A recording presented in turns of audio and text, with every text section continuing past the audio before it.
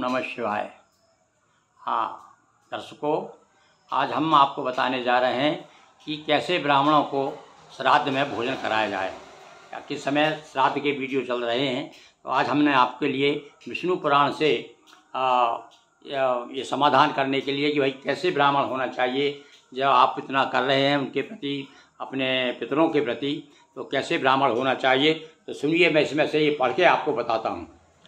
विष्णु पुराण में और वे बोले, हे राजन, श्राद्ध काल में जैसे गुणशील ब्राह्मणों को भोजन कराना चाहिए वह मैं बताता हूँ। सुनिए। लिखा है, 6 वेदांगों के जानने वाले, वेदवेत्ता,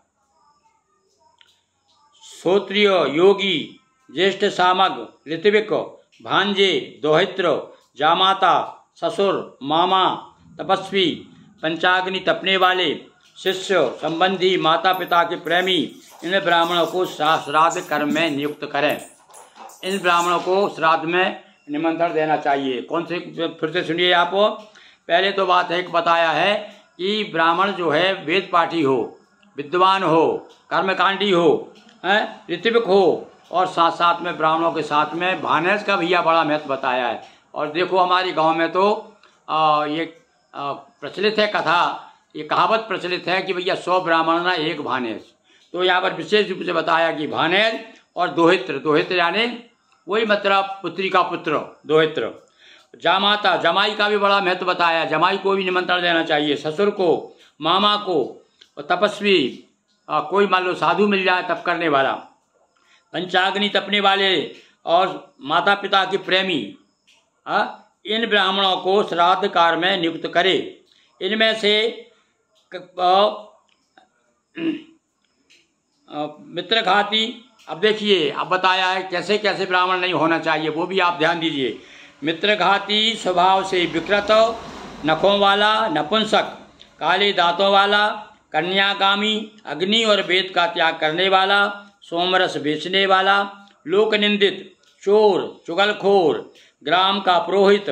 देखिए, मना किया ग्राम के पुरोहित को यहाँ पर भाई, है जो ग्राम का पुरोहित है उसको नहीं बुलाना है। वेतन लेकर पढ़ाने वाला अथवा पढ़ने वाला, पूर्व विवाहिता का पति, माता पिता का त्याग करने वाला, शूद्र की संतान का पालन करने वाला, शूद्र का पति और देवोपजीवी ब्राह्मण श्राद्ध में निमंत्रण देने योग्य नहीं है।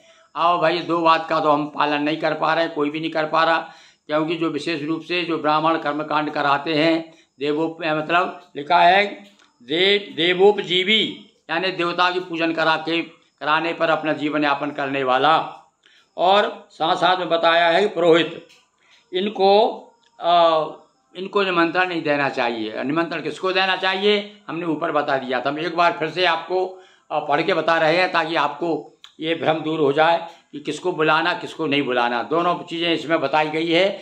ये हम आपको विष्णु पुराण का 3य अंश, श्राद्ध विधि 15वां अध्याय, इसको पढ़ के बता रहे हैं। तो फिर से सुनिए।